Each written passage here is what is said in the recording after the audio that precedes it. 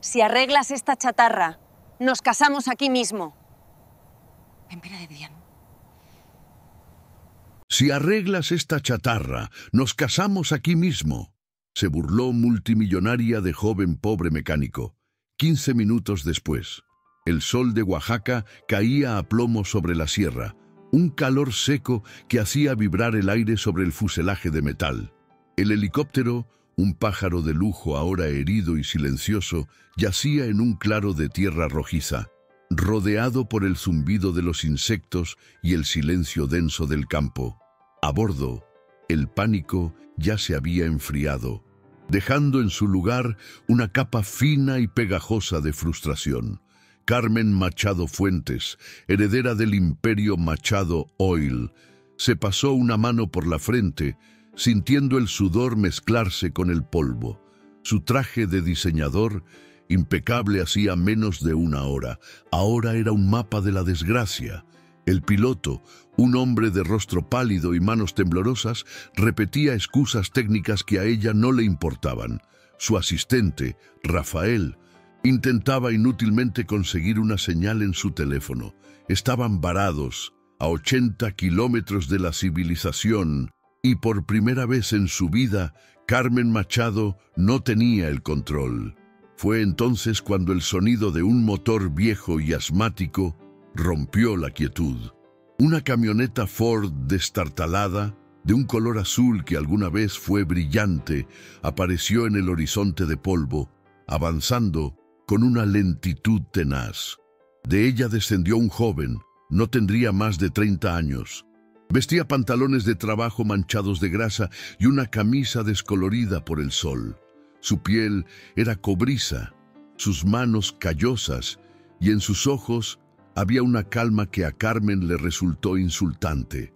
Era Jairo Guadarrama Escarra, a quien en el cercano pueblo de San Miguel Coatlán conocían como el mago de las máquinas. Había visto caer al pájaro de metal y, sin pensarlo 2 veces, había echado sus herramientas a la caja de la camioneta y conducido hacia el desastre. Se acercó con un respeto silencioso, sus ojos examinando el daño, no a la gente. Carmen lo midió de arriba a abajo, su paciencia ya hecha trizas. Acostumbrada a ingenieros de las mejores universidades del mundo, la aparición de aquel mecánico rural le pareció una broma de mal gusto. La arrogancia, su armadura natural, se apoderó de su voz. ¿Y tú qué piensas hacer? ¿Arreglarlo con alambre y buenas intenciones?, dijo, con una sonrisa helada. Jairo levantó la vista de la turbina expuesta y la miró por primera vez. No había desafío en su mirada, solo una curiosidad tranquila. Ella señaló el helicóptero con un gesto despectivo. «Si arreglas esta chatarra, nos casamos aquí mismo», se burló. Y la risa que soltó fue seca, cruel. Rafael bajó la mirada, avergonzado. Jairo, en cambio, apenas parpadeó, un gesto casi imperceptible, su pulgar rozando un pequeño dije de plata que colgaba de su cuello, la silueta de un helicóptero diminuto y gastado. Ignorando el sarcasmo, el joven mecánico simplemente asintió. Su voz sonó grave y segura en medio del silencio tenso. «Deme 15 minutos», dijo, sin más. No pidió permiso, no dio explicaciones. Se agachó y abrió su caja de herramientas, y el sonido metálico de una llave al ser elegida fue como el disparo de salida de una carrera imposible. Carmen lo observó, incrédula y furiosa, sin poder entender si se trataba de una insolencia sin límites o de una confianza que rayaba en la locura. El sol seguía golpeando con fuerza, el tiempo comenzaba a correr y con él el peso de una promesa absurda hecha entre el polvo y el orgullo. Una promesa que estaba a punto de cambiarlo todo para siempre. Historias como la de Jairo y Carmen apenas comienzan a alzar el vuelo en este pequeño rincón que estamos construyendo juntos. Si este comienzo ya ha tocado una fibra en ti, tu suscripción es el combustible que más necesitamos en este momento. Somos un canal que recién empieza, Y cada persona que se une a nuestra familia nos da la fuerza y el impulso para seguir encontrando y contando estos relatos que nos recuerdan de qué estamos hechos. Apóyanos con tu suscripción para que esta comunidad crezca y podamos volar muy alto. El motor del helicóptero tosió 1, 2 veces antes de rugir con una potencia limpia y estable que silenció el canto de las chicharras y las dudas de todos los presentes. El aire se llenó del olor a combustible quemado y a metal caliente, pero para Carmen Machado Fuentes olía a lo imposible. Se quedó inmóvil, con el teléfono aún en la mano, la llamada a su equipo de ingenieros en Houston a medio marcar. Rafael Domínguez, su asistente, dejó caer la mandíbula, sus ojos yendo del tablero de control, ahora iluminado al hombre de overol sucio que se limpiaba las manos con un trapo. Jairo Guadarrama, Ezcarra no sonreía. No había rastro de arrogancia en su rostro, solo la calma satisfecha de un artesano que conoce su oficio. Se apoyó en el fuselaje, el metal vibrando bajo su palma, y miró a Carmen con una serenidad que la desarmó por completo. 15 minutos, había dicho. Le habían sobrado 3. «Ya está», dijo Jairo con una simpleza que contrastaba con la magnitud de la hazaña. Su voz era grave, sin pretensiones, la voz de alguien acostumbrado a hablar con motores y no con millonarias. Carmen tragó saliva, sintiendo cómo el calor de la vergüenza le subía por el cuello.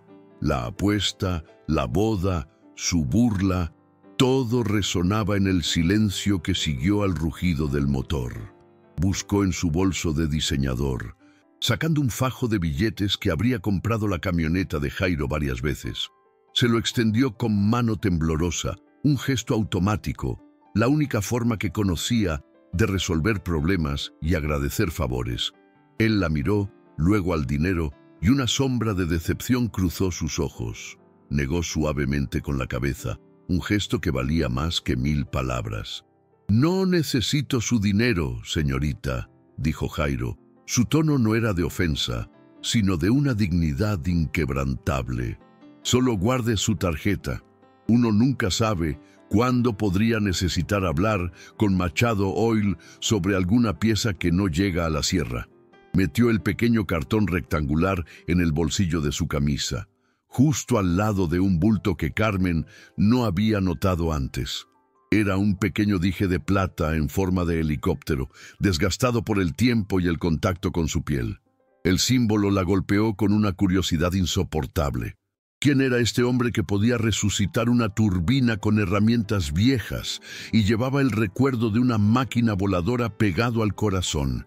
La pregunta flotaba en el aire pesado y húmedo de Oaxaca. La arrogancia de Carmen se había desmoronado, reemplazada por una intriga genuina. Ya no veía a un mecánico pobre, sino un enigma envuelto en grasa y sabiduría. Rafael y el piloto seguían en shock, revisando los instrumentos que ahora marcaban lecturas perfectas. Carmen dio un paso adelante, sus tacones hundiéndose ligeramente en la tierra seca. Usted no es un mecánico común y corriente, ¿verdad? La pregunta salió casi como un susurro, despojada de su habitual tono de mando. Jairo finalmente esbozó una media sonrisa, mirando hacia las montañas que se recortaban contra el cielo azul. «Supongo que no. Fui ingeniero en Airbus Helicopters, en Querétaro. Antes de eso, me gradué del Politécnico Nacional. Mi vida eran los planos, las simulaciones y las juntas corporativas. La revelación cayó como una bomba silenciosa. Un ingeniero del Politécnico, un ex empleado de Airbus, en un pueblo perdido de Oaxaca. No tenía sentido». Rafael se acercó, escuchando con asombro. «¿Y qué hace aquí, maestro?», preguntó el asistente. El respeto en su voz era palpable. «Con ese currículum podría estar en cualquier parte del mundo». Jairo se encogió de hombros, su mirada perdida en la distancia. «Mi padre era piloto de rescate. Murió en un operativo en la Sierra Madre, no muy lejos de aquí. Se le rompió un sello hidráulico en pleno vuelo.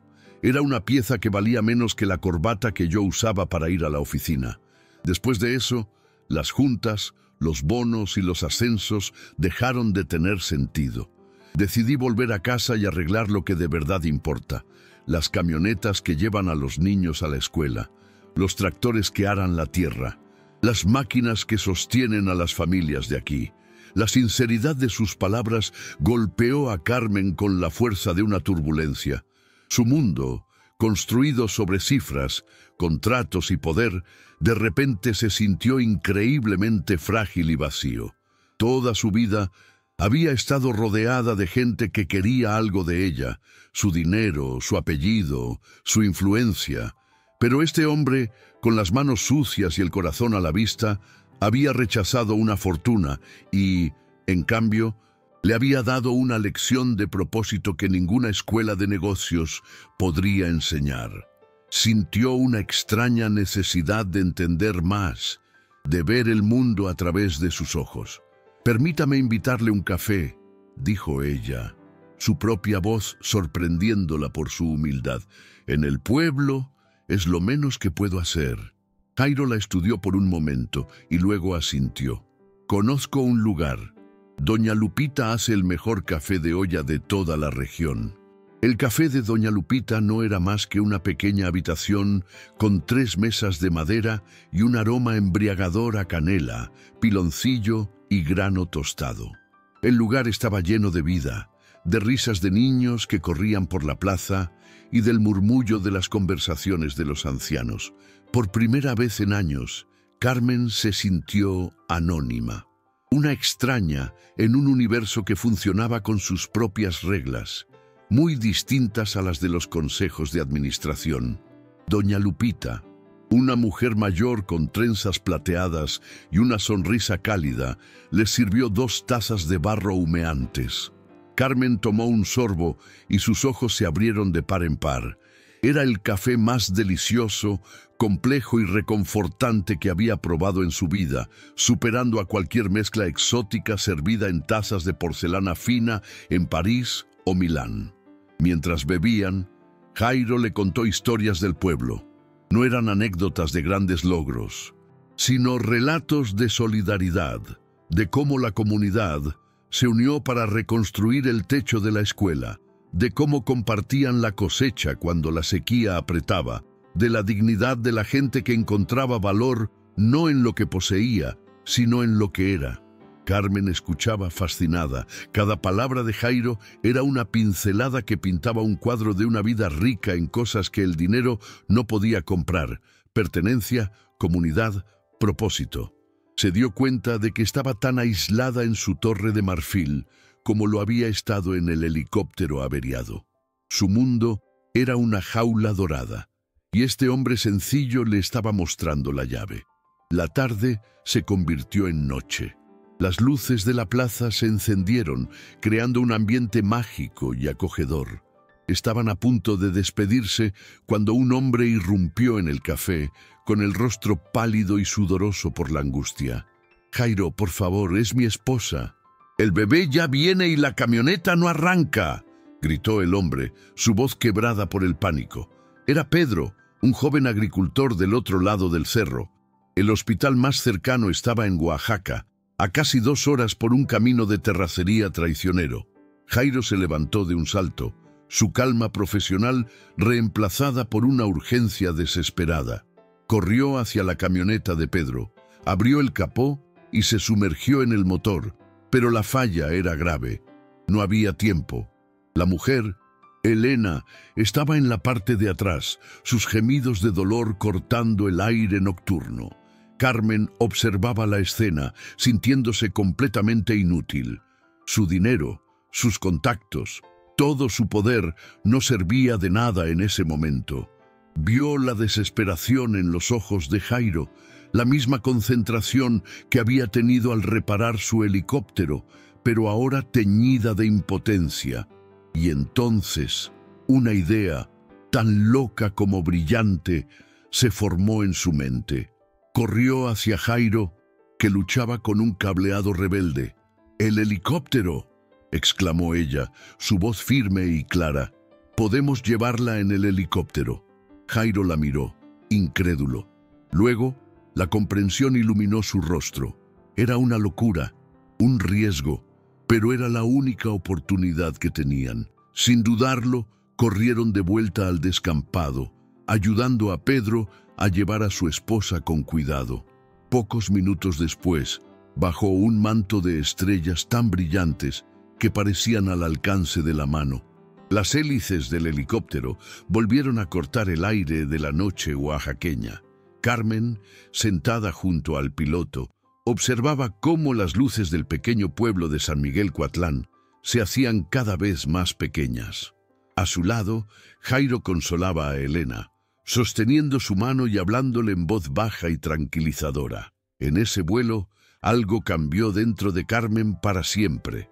El helicóptero ya no era un símbolo de su estatus y su aislamiento.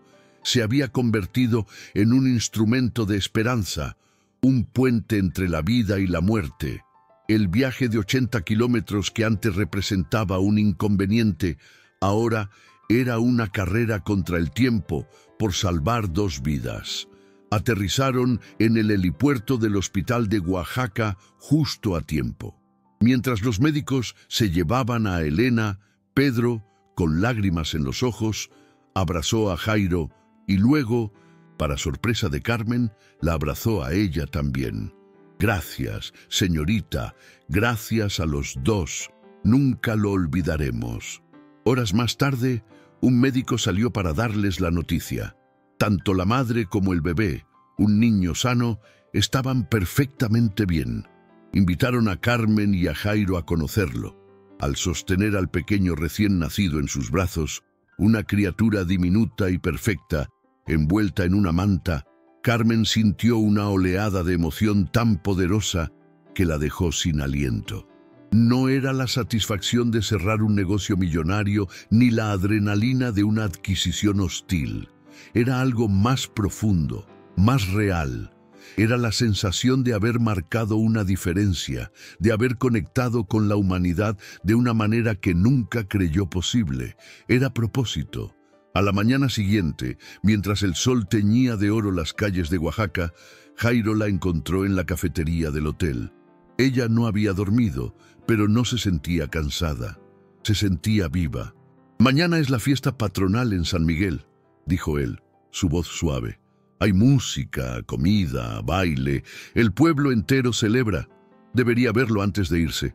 Carmen miró su teléfono, la pantalla llena de llamadas perdidas de su oficina en la Ciudad de México, de recordatorios de reuniones y contratos pendientes. Su vida de antes la llamaba, exigiendo su regreso. Pero la imagen del bebé, el sonido de la risa de doña Lupita, el sabor de ese café de olla, todo eso era un imán mucho más fuerte.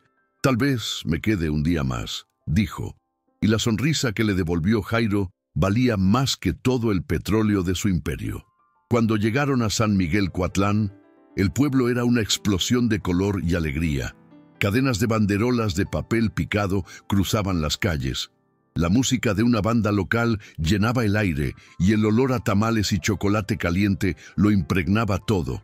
Jairo la guió a través de la multitud, presentándola no como la millonaria Carmen Machado, sino simplemente como Carmen, una amiga. Por primera vez, ella caminó descalza sobre la tierra, se rió a carcajadas con los chistes de los ancianos y bailó al son de la música, sintiéndose parte de algo genuino. Él la llevó a la pequeña iglesia del pueblo, una construcción de adobe con siglos de historia. Dentro, en un rincón, había un viejo piano de madera, olvidado y desafinado. Jairo, con la misma delicadeza con la que había tratado el motor del helicóptero, abrió su caja de herramientas y comenzó a ajustarlo. Una hora después, el piano sonaba con una claridad asombrosa. Jairo la miró. «¿Sabe tocar?», preguntó. Carmen asintió, recordando las lecciones forzadas de su infancia, una habilidad que siempre consideró parte de su educación de élite, pero nunca una fuente de alegría.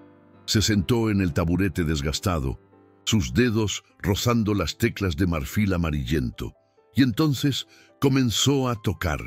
No una pieza ostentosa para impresionar, sino Clair de Lune de Debussy, una melodía suave y melancólica que llenó la iglesia de una belleza etérea.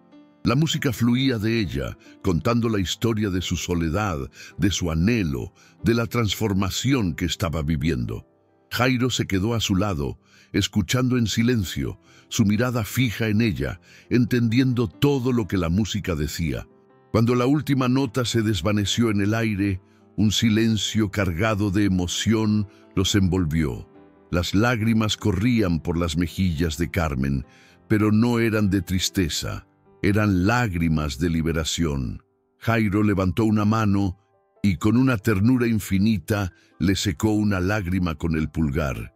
Sus ojos se encontraron y en ese instante, en la penumbra de la vieja iglesia, con el eco de la música aún flotando a su alrededor, se inclinó y la besó. Fue un beso simple, sin pasión arrebatada, pero cargado de un significado profundo, un reconocimiento de dos almas que se habían encontrado en el lugar más inesperado. En ese momento, Carmen supo que su vida anterior había terminado. Este no era un desvío, una anécdota exótica que contar en una cena de gala. Era el comienzo de todo. De vuelta en la Ciudad de México, el estruendo de la urbe se sentía como una agresión. Los rascacielos de acero y cristal que antes representaban su poder, ahora le parecían jaulas frías y distantes. El eco de San Miguel, el olor a tierra mojada y el calor del café de Doña Lupita la perseguían en las salas de juntas. La noticia de su desaparición y reaparición se había convertido en el escándalo de la temporada.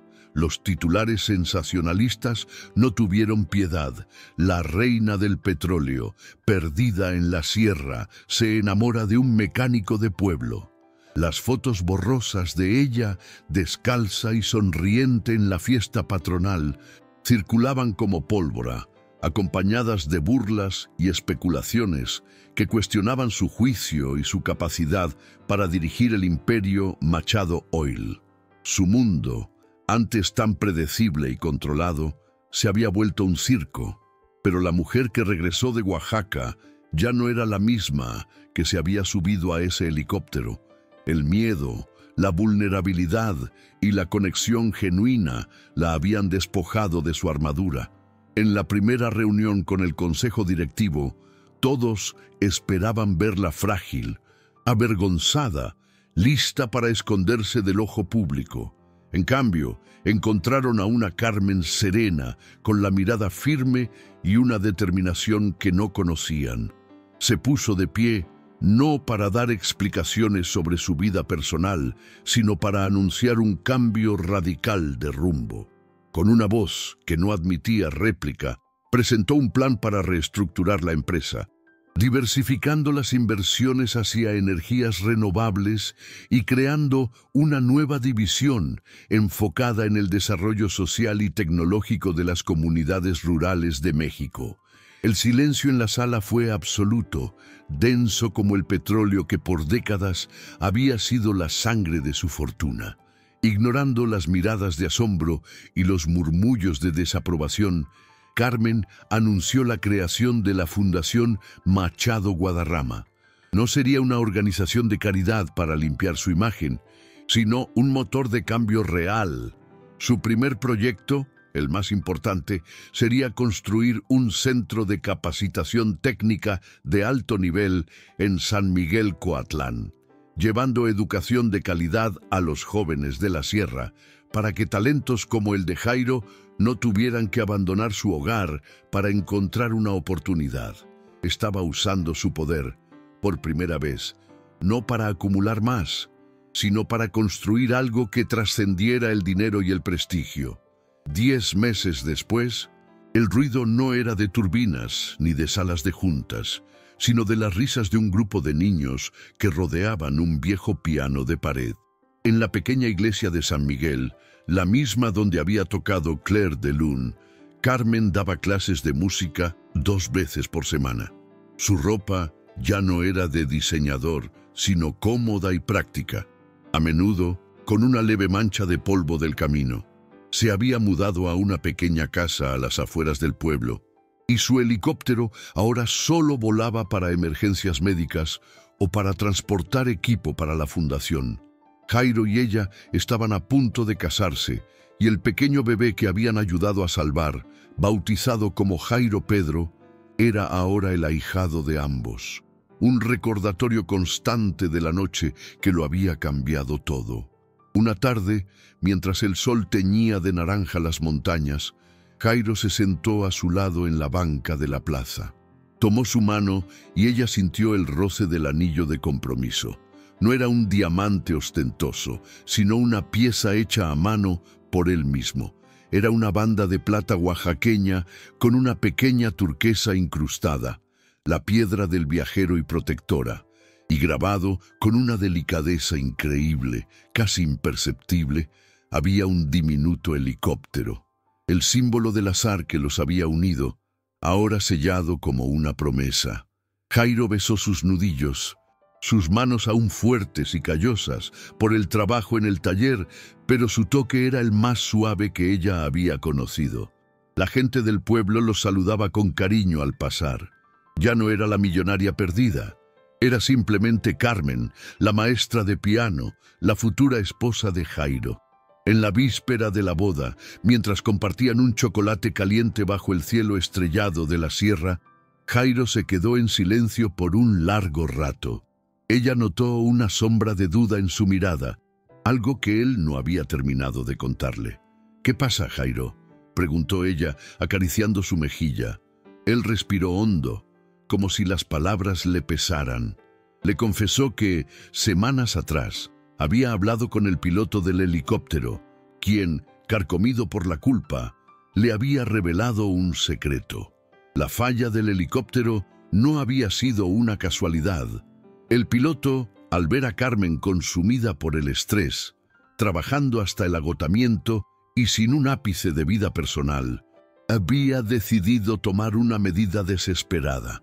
Saboteó un sello hidráulico menor, una avería fácil de reparar para un experto, pero suficiente para forzar un aterrizaje de emergencia. Fue su torpe intento de obligarla a detenerse, de forzarla a respirar. Carmen se quedó sin palabras, procesando la revelación. No sentía rabia ni traición. Una lenta sonrisa se dibujó en su rostro, y sus ojos se llenaron de lágrimas de emoción y asombro. Todo encajaba. El universo no la había abandonado en esa sierra por accidente. Le había dado un empujón, uno brusco y necesario, para que encontrara su verdadero camino. Miró a Jairo, el hombre que le había enseñado que la verdadera riqueza no se mide en barriles de petróleo, sino en momentos de propósito. Entonces fue el destino con un empujoncito, susurró ella, con la voz quebrada por la emoción. Jairo la atrajo hacia él, abrazándola con fuerza. O tal vez el destino solo necesitaba un mecánico terco y una mujer lo suficientemente valiente para no tenerle miedo a empezar de nuevo, respondió él, su voz un refugio seguro. Mientras caminaban de regreso a casa de la mano, con el pequeño Jairo Pedro durmiendo plácidamente en un rebozo cargado entre los dos, el aire fresco de la noche olía a flores y a tierra fértil. Las luces del pueblo brillaban como un collar de perlas en la oscuridad del valle. Carmen levantó la vista hacia las estrellas, esas mismas que habían sido testigos de su rescate, de su primer beso, de su renacimiento. Comprendió entonces la lección más profunda de todas. A veces, un helicóptero que se rompe en el cielo no es el final del viaje. A veces es la única manera de obligarte a aterrizar para, por fin, aprender a volar de verdad. Y así, con esa imagen grabada en el corazón, la de una familia nacida del encuentro más inesperado, llegamos al final de nuestra historia de hoy. Un recordatorio de que las verdaderas riquezas no se encuentran en las bóvedas de un banco, sino en la nobleza de un gesto, en la valentía de un corazón humilde y en la magia que sucede cuando dos mundos, aparentemente opuestos, se atreven a mirar más allá de las apariencias. La vida tiene formas misteriosas de rompernos justo lo necesario para que una nueva luz pueda entrar y sanarlo todo. Nos conmueve profundamente haber compartido este viaje contigo. Ahora nos encantaría escucharte a ti. Cuéntanos en los comentarios qué parte de la historia de Jairo y Carmen resonó más contigo. ¿Qué sentiste al ver cómo un acto de desprecio se transformó en el inicio de un amor tan puro? Leer cada uno de tus pensamientos y saber desde qué rincón del mundo nos acompañas es el verdadero motor que nos impulsa a seguir buscando estos relatos que nos unen y nos devuelven la fe en la humanidad. Si esta narración te ha tocado el alma, te pedimos con todo el cariño que nos regales un me gusta. Ese simple gesto es un aplauso que llega hasta nosotros y nos dice que vamos por el camino correcto. Y si aún no formas parte de esta comunidad, te invitamos a suscribirte y activar la campanita para que no te pierdas ninguna de las historias que están por venir. Cada nueva suscripción es un eslabón más en esta cadena de afecto que estamos construyendo juntos, día a día. Compartir este video es también una forma hermosa de esparcir el mensaje. Quizás un amigo, un familiar o alguien que quieres mucho necesite escuchar hoy que los mayores tesoros de la vida no tienen precio. Y si de tu corazón nace el deseo de apoyar nuestro canal de una manera más directa, puedes utilizar el botón de Super Gracias. Cada aporte, por pequeño que sea, lo recibimos como un abrazo y una bendición que nos permite seguir adelante. Gracias por tu tiempo, por tu escucha y por tu compañía. Recuerda siempre que, a veces, aquello que parece una avería irreparable en nuestro destino es en realidad la oportunidad perfecta para que alguien con las herramientas correctas, las de la bondad y la empatía, nos ayude a reparar no solo la máquina, sino también el alma. Que la vida te sorprenda con encuentros tan mágicos como este. Nos escuchamos en la próxima historia. Cuídate mucho.